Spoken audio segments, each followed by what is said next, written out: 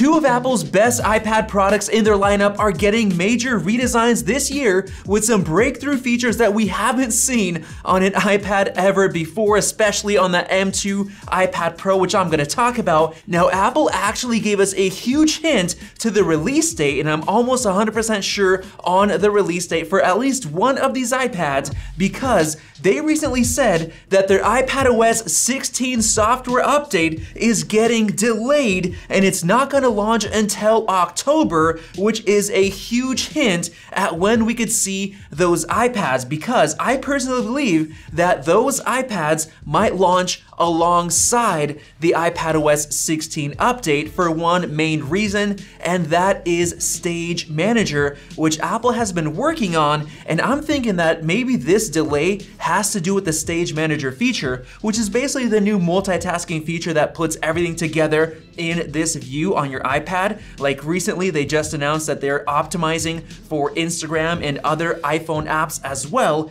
which is a big deal, but this is a huge update that they're doing. So what if it's taking longer than expected? For example, Steve Troughton-Smith, an iOS developer, recently said that he genuinely doesn't think iPad Stage Manager is salvageable in its current form. It's layered on tons of different behaviors that interact in bizarre, inconsistent, and unpredictable ways, hidden behind mystery gestures, unmarked tap targets, screen regions, hidden destructive actions everywhere. Basically, he is not happy with how it works. He's saying that it needs a lot more work on the optimization side from Apple. So this could be why Apple is delaying this iPadOS 16 update until October. Now, the reason that's important is because Mark Gurman actually broke that story, and he said it's getting delayed by about a month, and Apple is now targeting an October release alongside macOS Ventura. Now that is important because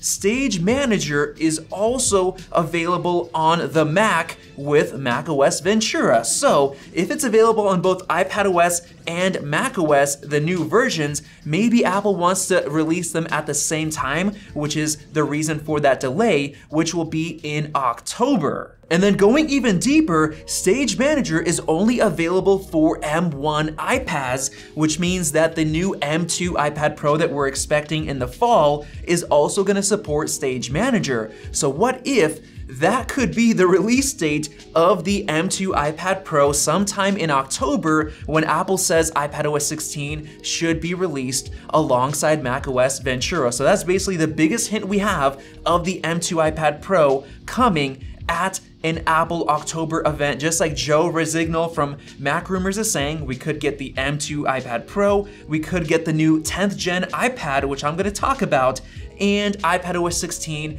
at the same time. However, just like Joe says right here, there is a chance that the 10th gen iPad could get a quick announcement during the September event instead, and maybe it ships in September without the new iPadOS 16, or maybe they delay the launch until October and release everything at once. I'm not sure, but that's also a possibility. And now getting into the actual design of the next entry-level 10th generation iPad, we had a major leak from My Smart Price, which actually has been correct in the past, showing off, of course, the new flat-sided redesign, which is a huge deal. Now getting into the actual renders right here, we can take a look and see some huge differences. First of all, you have the USB-C port finally, which means all of Apple's iPads will now be switching to USB Type-C, which is a big deal. And then of course, we have those flat sides, we have the speaker grills on the bottom,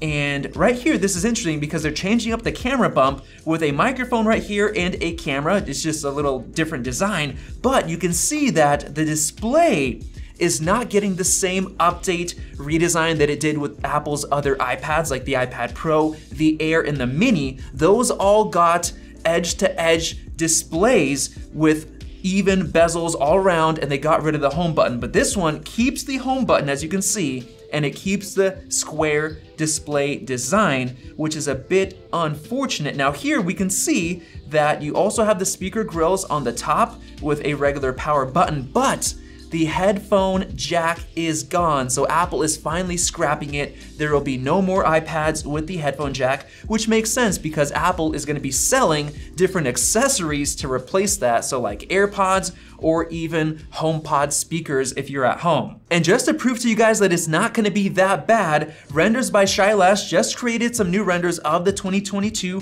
iPad. And looking at this renders, I mean, that looks awesome. Look at that, it looks really clean. You got this metal bump design.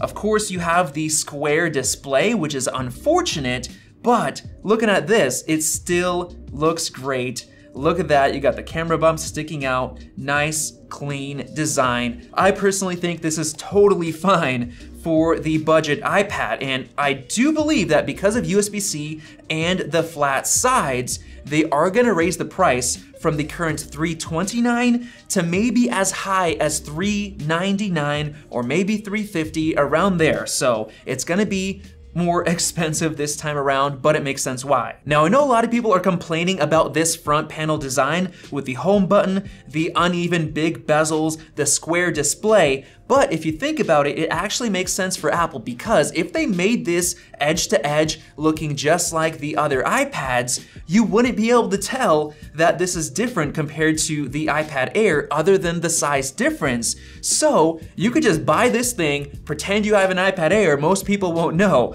but Apple wants to make sure that if you're spending the extra money, it looks better than the budget model. They always want the budget model to look cheap and old in comparison to their more expensive iPads, which is why I think they went with this design. And on top of that, of course, this square display is a lot cheaper to manufacture compared to the other displays that are edge to edge with the rounded corners, because they actually physically cut the pixels on those displays, so it is more expensive, but I am hoping for a laminated display. And then another nice thing for Apple is that because the USB Type-C port is here and it's replacing the Lightning port, it is no longer going to support the Apple Pencil first generation, which means that people can't reuse their same Apple Pencil, they have to buy the new one, so Apple is making more money with this move. And now, of course, we also have the M2 iPad Pro, which is gonna have a pretty big redesign. Now, recently in June, Mark Gurman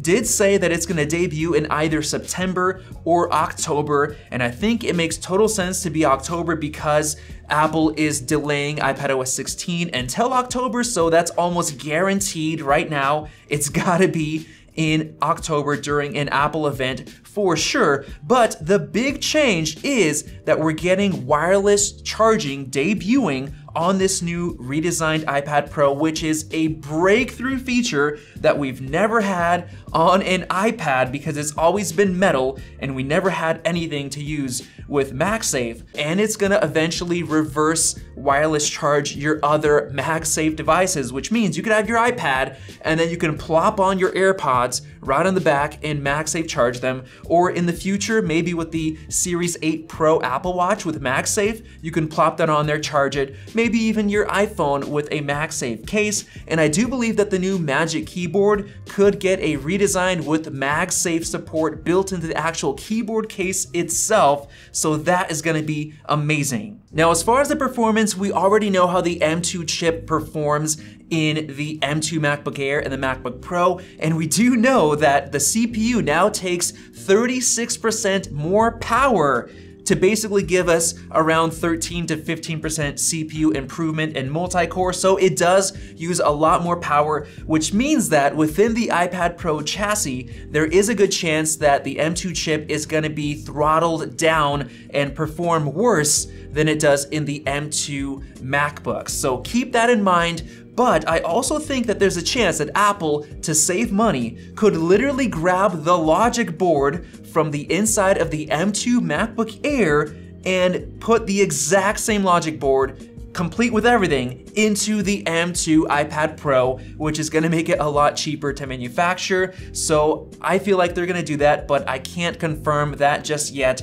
All I know is that these two iPads are getting some major redesigns, so this is gonna be a really good year to buy an iPad. So if you're thinking about buying one, just hold off and wait until those two come in October. So hopefully you enjoyed this video, and if it was helpful, click the circle above to subscribe. Definitely check out one of those two videos right there. Thanks for watching, and we'll see you in the next video.